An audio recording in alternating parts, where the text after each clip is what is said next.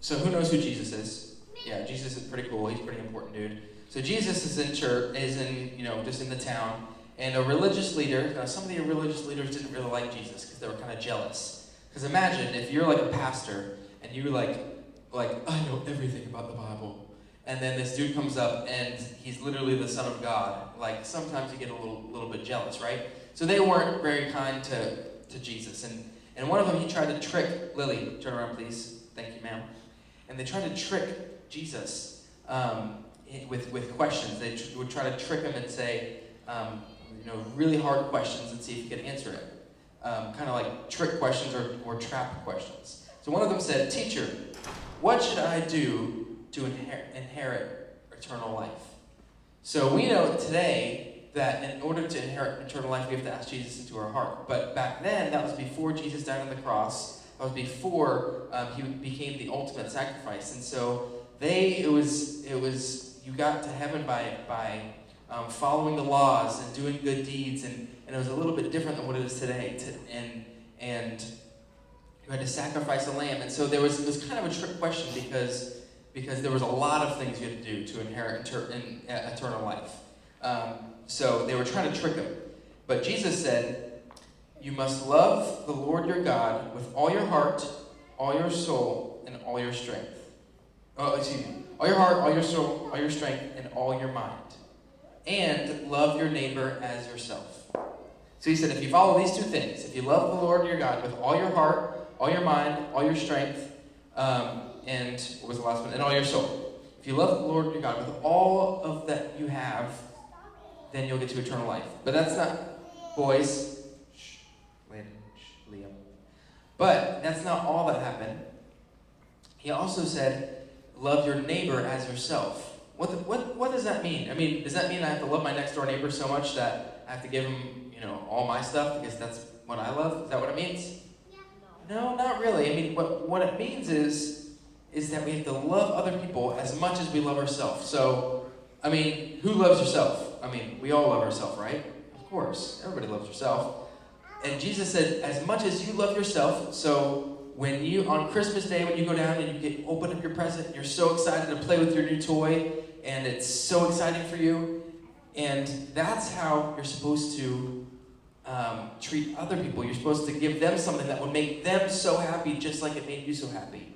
And sometimes that means sacrificing something that you have for someone else.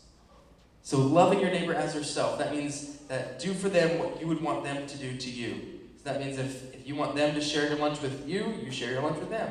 If you want them to invite you over to the house to play, then you invite them over to your house to play. So whatever you want other people to do, you do to them first. Now, this verse sure sounds familiar, right? Does anyone remember this?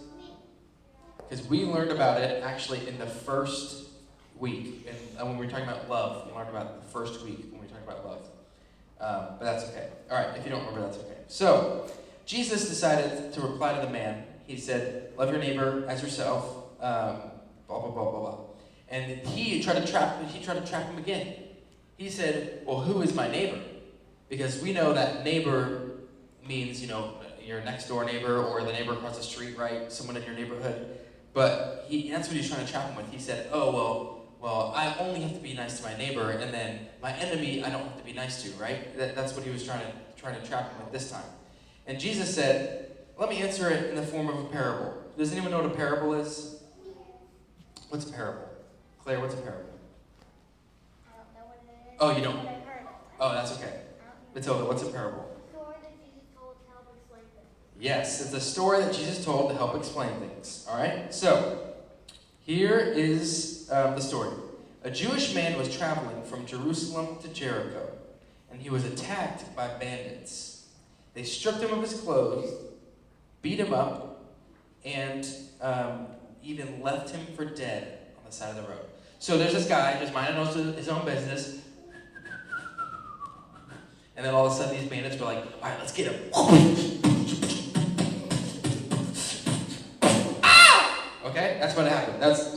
I just imitated exactly what happened, okay? So that's what happened, all right? And then he's like sitting there, he's like, and they're like, yeah, that's right. huh, and then they run away, and they get away. And he's just sitting there on the side of the road.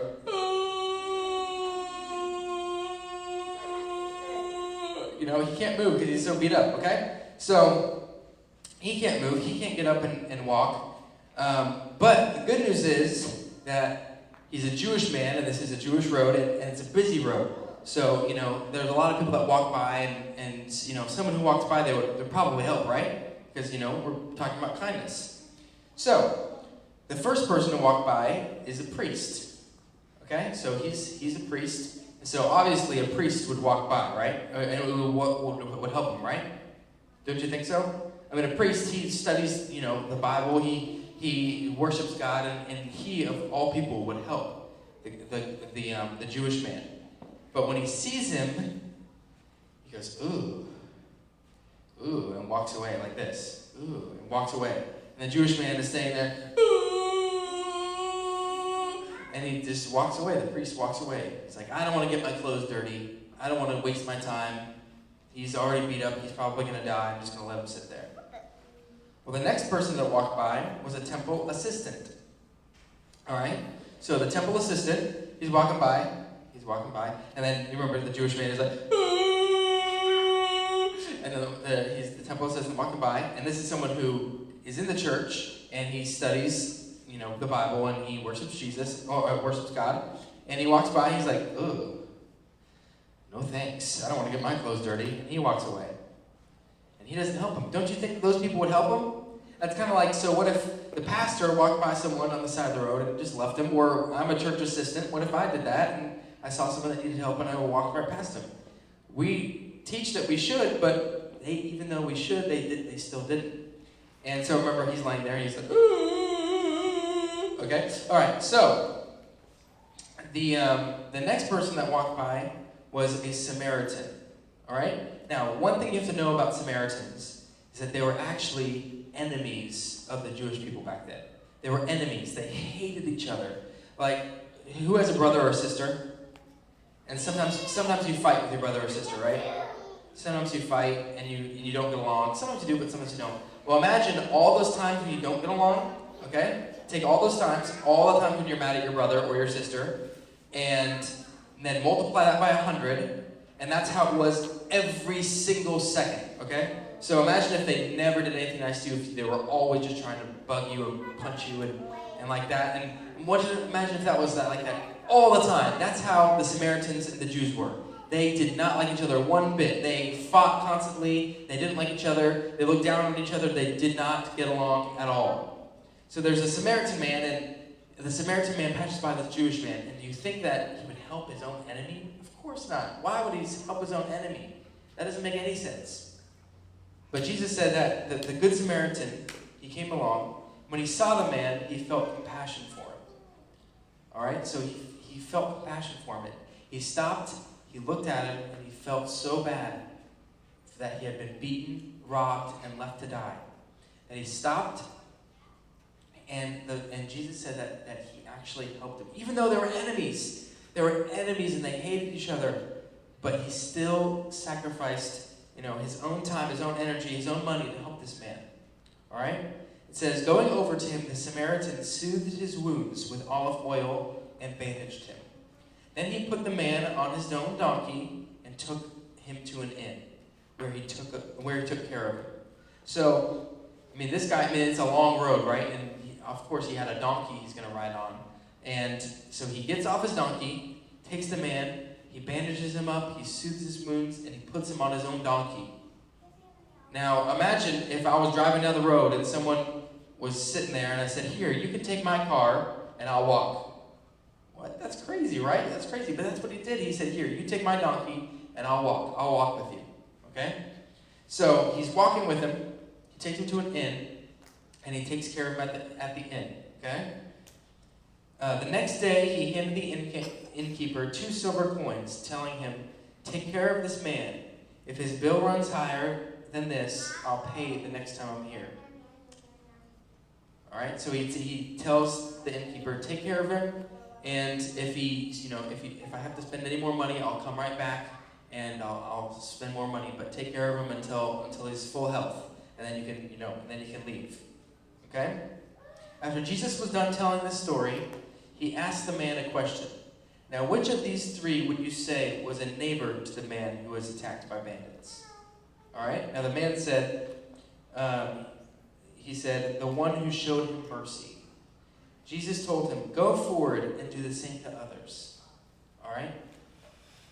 So he said, which one of these men were his neighbor? The one who showed mercy to him. So even though the Jewish priest and the Jewish temple assistant, even though they should have been neighbors, because they are both Jews, they are from the same area, but even though they should have been neighbors, they weren't. But the Good Samaritan, even though he was an enemy to this man, he still stopped and showed mercy toward him.